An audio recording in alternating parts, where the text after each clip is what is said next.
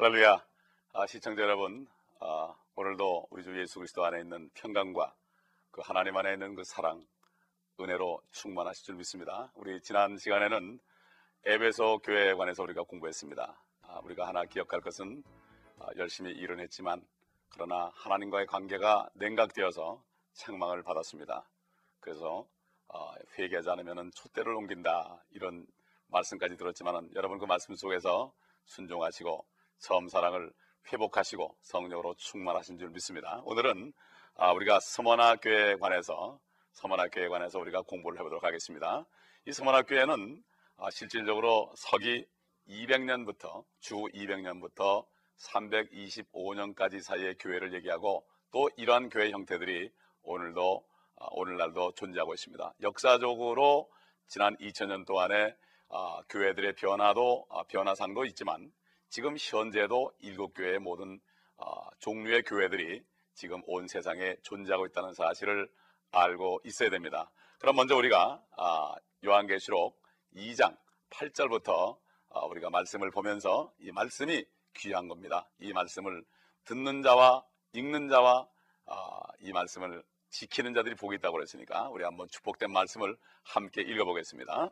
2장 8절부터 보겠습니다. 스무나 교회에게 편지하라. 처음과 마지막이요 죽었으나 살아계신 분이 이 일들을 말씀하시느니라. 내가 너희 행위와 환난과 궁핍을 아노라. 오히려 네가 부요한 자로다. 자칭 유대인이라고 말하는 그들의 모독을 아노니 그들은 유대인이 아니요 오히려 사탄의 회당이니라. 너는 고난받게 될 일들을 전혀 두려워하지 말라. 보라, 마귀가 너희 중 몇 사람을 감옥에 던져서 시련을 당하게 하리니 그러면 너희가 열흘 동안 환난을 받으리라. 죽기까지 신실하라. 그러면 내가 네게 생명의 면류관을 주리라. 귀 있는 자는 성령께서 교회들에게 말씀하시는 것을 들을지어다. 이기는 자는 둘째 사망으로부터 해를 받지 아니하리라. 여기까지 보겠습니다. 아멘. 스모나라는 뜻은 모략이라는 뜻입니다. 이 모략이라는 것은 바로 고통을 상징합니다. 우리 주님이 베들레헴에서 마국간에서 태어났을 때 동방 박사들이 와가지고 드린 예물 중에 세 번째가 바로 모략입니다. 첫 번째는 황금이요, 바로 하나님의 신성을 나타내는 황금이요. 둘째는 유황으로서 바로 대제사장으로 우리의 죄를 계속 위에서 중보하시는 바로 대제사장으로 오셨기 때문에 유황을 드렸고, 그다음에 마지막 모략은 이 땅에 육신으로 성육신 하셔서 육신으로 계신 동안에 옛 선지자들처럼 진리를 전하다가 참 사탄의 자녀들을 통하여서 박해를 받고 결국 옛날 선지자들처럼 무참하게 죽임받으실 것을 미리 알고 그 박사들이 모략을 선보는 것을 우리가 볼 수가 있습니다. 사실 이때 이 시대의 교회들은 10번의 박해가 있었습니다. 열흘 동안 박해를 받는다고 그러는데 10번의 박해가 있었습니다. 그런데 사단의 자녀들이 소위 여기 바로 자칭 유대인이라 하는 자들이 나왔습니다. 이런 사람들이 박해를 하고 죽이면 죽일수록 이 성도들의 숫자는 점점 늘어갔습니다.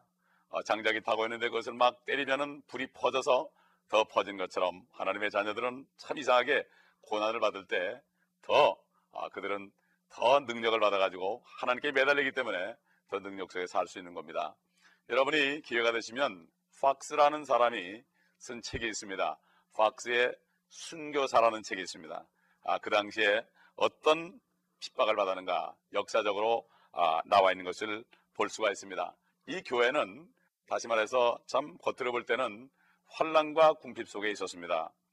세상에서 버림받은 교회처럼 보였습니다. 그러나 이 성경의 주님의 말씀은 너희가 사실 부요한 자로다 그랬습니다. 하나님이 볼 때는 부요한 자입니다. 왜 그런가 하면은 이 교회는 예수 그리스도의 이름을 죽음을 무릅쓰고 증거를 했습니다. 사실 요즘에 예수 믿으라고 그런다고 해서 누가 이렇게 핍박을 하나요? 누가 죽이기까지 합니까? 제가 길거리 나가서 복음을 전할 때 마이크를 들고 복음을 전하면은 어떤 때 경찰에 와가지고 마이크를 사용하면은 감옥에 집어넣는다고 몇 번 곤욕을 치른 적이 있지만은 사실 옛날에는 정말 사람을 감옥에 쳐넣을 뿐만 아니라 죽이기까지 했고 엄청난 그러한 성도들이 죽임을 당했습니다. 유대인들이 죽임을 당했습니다. 여기 자칭 유대인이라는 것이 뭔가 참 중요한 말입니다.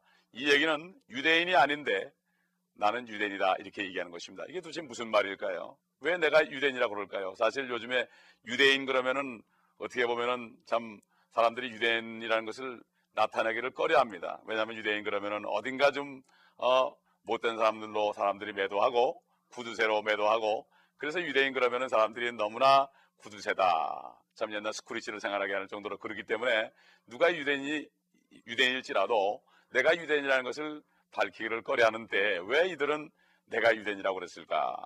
이것은 바로 아브라함과 이삭과 야곱, 바로 그 야곱을 통해서 이스라엘 통해서 12지파가 나와서 하나님의 선민이 된 이스라엘 민족들, 이들이 메시아를 죽여서 참 그 죄값으로 지금 고통을 받고 있는데 이 자칭 유대인들은 이제 유대인들은 하나님께 버림을 받았고 이제는 유대인에 관한 그 언약이 약속이 이제는 유대인들에게 가지 않고 우리들에게 온다 이렇게 얘기하는 무리들입니다. 대표적으로 바로 로만 가톨릭이 그렇게 얘기했고 그렇기 때문에 1차 대전, 2차 대전을 통해서 수많은 유대인들을 죽이려고 말살 정책을 했고 로만 가톨릭과 함께 연합해서 이런 일을 한 것을 우리가 역사적으로 우리가 볼 수가 있습니다.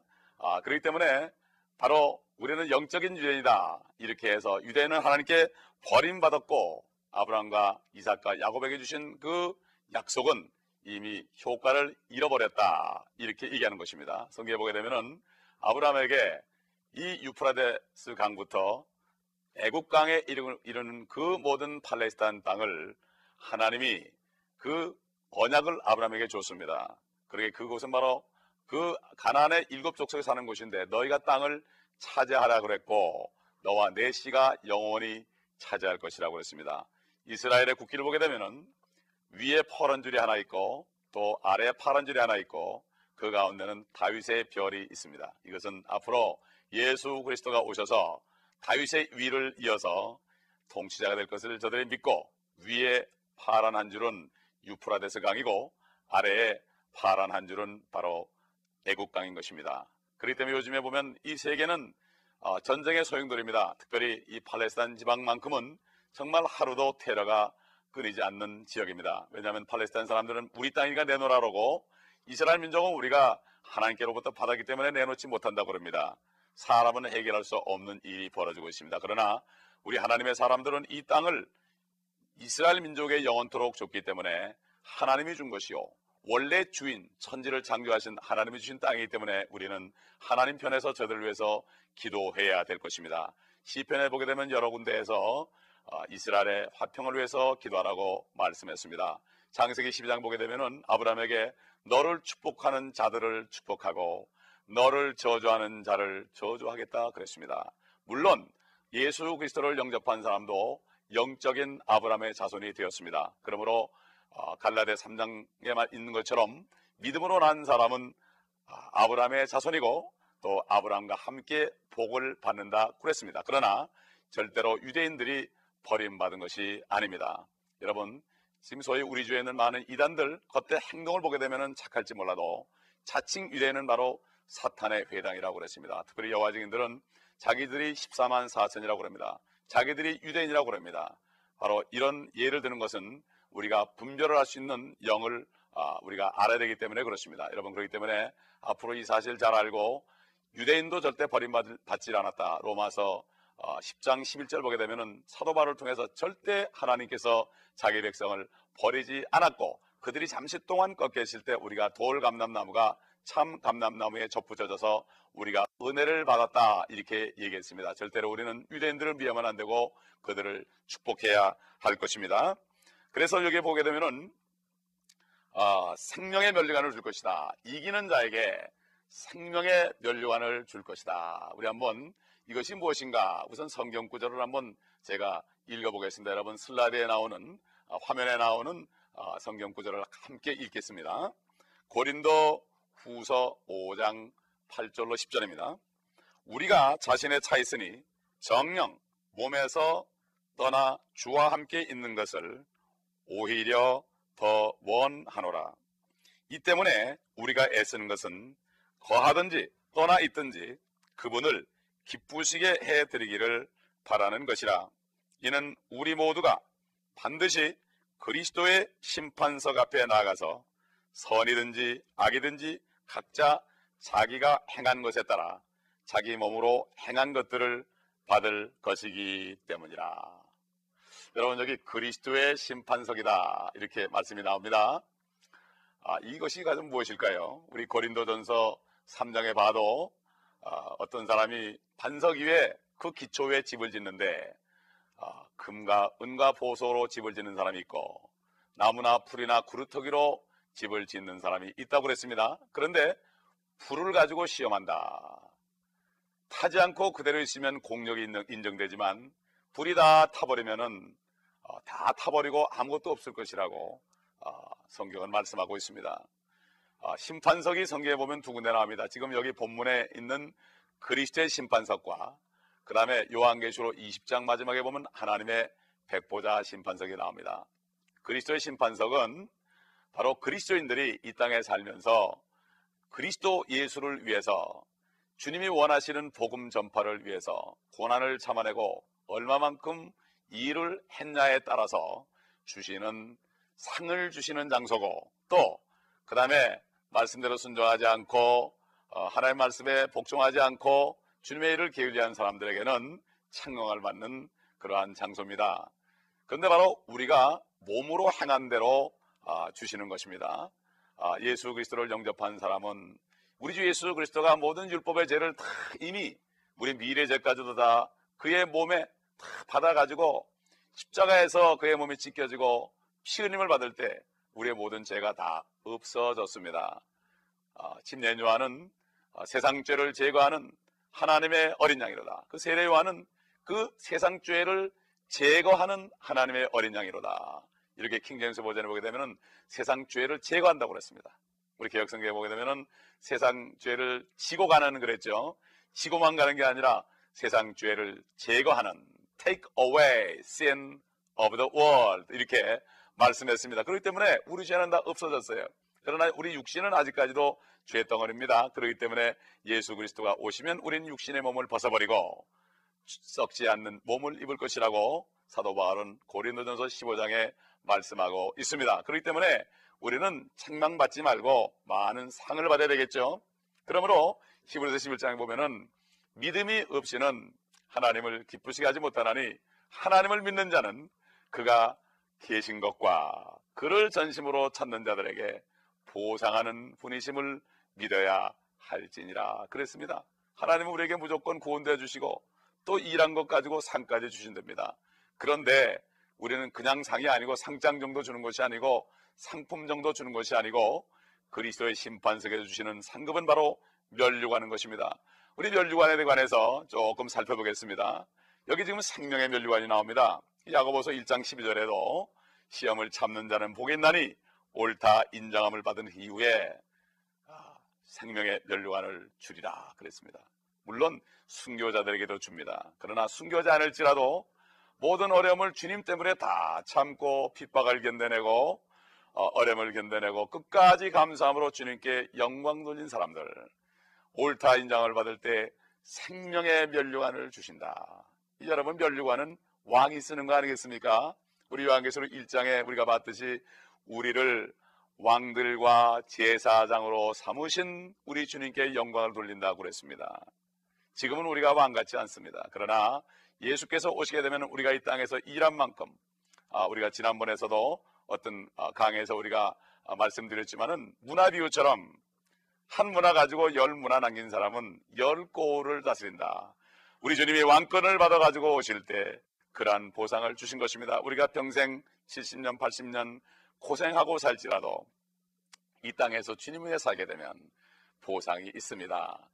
100살 동안 100년 동안 고통을 받아도 1000년 동안 10배를 주님께서 보상하시는 주님. 물론 우리가 그것이 끝난다면 새 예루살렘 정금으로 된 길이요 보석으로 꾸민 집이요 문은 진주문으로 된 그 집에서 참 하나님의 집에서 우리가 주님과 함께 영원히 사는 축복이 있지만, 그 전에 이 땅에 사는 동안에 이 땅에서 참 정말 육신의 정욕을 따라가지 않고 주님의 말씀을 따라다니며 순종한 사람들에게, 이렇게 인내한 사람들에게 여러 가지 모양으로 멸류관을 준다. 두 번째는 우리가 베드로전서 5장 4절에 보면 시들지 않는 영광의 멸류관을 주신다고 그랬습니다. 이것은 특별히 목자들에게 주는 것입니다. 사실 목자들, 목사님들이죠.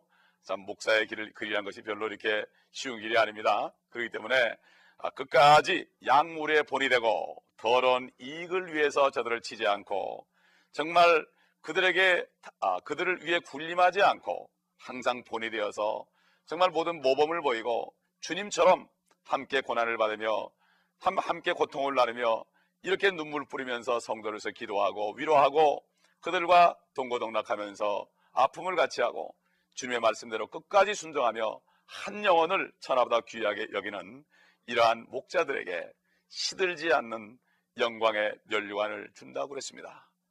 참 베드로전서 1장 23절에 보면은 모든 육체는 풀과 같고 그 모든 영광은 풀의 꽃과 같다. 풀은 시들고 꽃은 떨어지지만 하나님의 말씀은 세세토록 있도다. 바로 말씀하신 주님, 우리가 세세토록 있는 멸류관을, 영광을 바라기 위해서 우리가 이 땅에서 잠깐 동안 고난을 받으면 이렇게 목자들에게 이런 멸류관을 주는 것입니다. 세 번째로 기쁨의 멸류관이 있습니다. 기쁨의 멸류관, 고린도전서 2장 19절로 20절 보게 되면은 기쁨의 멸류관입니다. 사도 바울이 고린도 성도들에게 편지할 때 나의 기쁨이요 나의 멸류관이요 이렇게 얘기했습니다.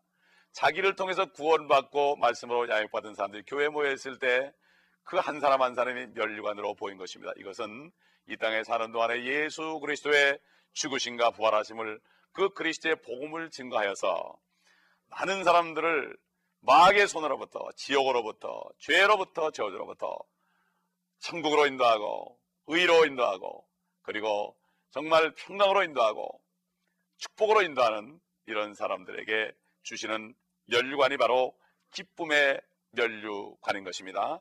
여러분, 지금까지 여러분 참 몸이 불편해서 휠체어에 앉아 있는 분도 있고 침상에 누워 있는 분도 있을 거겠지만 그러나 상관이 없습니다. 전도자들을 위해서 정말 눈물 뿌려 기도해도 그 전도에 참여하는 것입니다. 전도자들이 필요한 물질을 공급해도 그 전도에 참여하는 것입니다. 그렇기 때문에 우리가 주님께서 주시는 상을 바라보면서 우리가 규칙대로 경기를 해야 되는 것입니다. 그럴 때 주님께서는 우리에게 갚아주시고 바로 하나님의 종들에게 또 하나님을 믿는 자녀들에게 우리가 이 땅에 있는 물질을 쓸 때 그 물질은 썩지 않고 하늘로 올라가는 것입니다. 그러므로 너희 보물을 땅에 쌓아두지 말고 하늘에 쌓아두라고 그랬습니다. 자, 오래전에 어떤 한국분이 돈을 많이 벌어서 한 200만 불 정도를 땅속에다가 묻어놨습니다. 은행에다 집어넣어도 세금 내야 되고 그러니까 땅속에다 잘 보관해서 썩지 않게 묻어놨습니다. 몇 년 후에 그것을 땅을 파고 꺼내보니까 돈이 그대로 있었습니다. 그러나 그 돈을 드는 순간 그 돈이 와르르 무너졌는데 보니까 좀이 먹었습니다. 참 주님께서 이 땅에 이 재물은 좀이 먹는다고 그러는데 정말 이 미국 달러가 좀이 먹었다는 얘기를 듣고 야, 주님께서 정말 진리를 말씀하셨구나 이렇게 제가 참 감탄한 적이 있습니다. 여러분, 이 기쁨의 멸류관 여러분 다 받으시지 않겠습니까? 그 다음에 썩지 않을 멸류관이 있습니다. 고린도전서 9장 25절 보면은 이 세상에서 모든 일에 주님을 위해서 철저하고 시간도 아끼고 물질도 아끼고 육신의 모든 내 몸도 아껴서 정말 모든 일에 절제함으로 말미암아 모든 시간과 모든 몸과 물질을 주님 앞에 드림으로 자제하는 사람들, 이런 사람들, 세상 것들로부터 삼가하는 사람들, 주님을 위해서 드리는 사람들, 우리가 찬송가에도 있죠. 나의 생명들이니 나의 시간들이니 나의 재물들이니 또 나의 몸을 드리니 이런 찬송가 있습니다. 우리가 다 모든 것을 희생하고 절제함으로 주님 앞에 드릴 때 이런 사람에게 바로 썩지 않을 멸류관을 주신다고 그랬습니다. 마지막으로 우리가 잘 아는 멸류관, 의의 멸류관이 있습니다.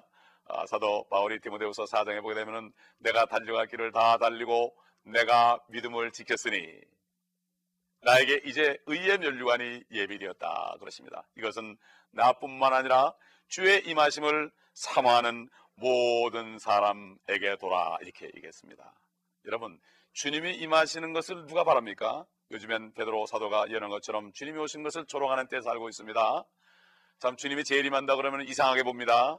그러나 이 땅에서 주님 때문에 고난받는 사람은 한 가지 소망밖에 없습니다. 주님이 오셔서 주님의 나라에 가야만 모든 것이 해결되기 때문에 주님만을 바라봅니다. 그러면 어떤 자가 주님의 임하심을 바라는 사람들입니까? 날짜를 정해놓고 기다리는 사람들입니까? 그렇지 않습니다.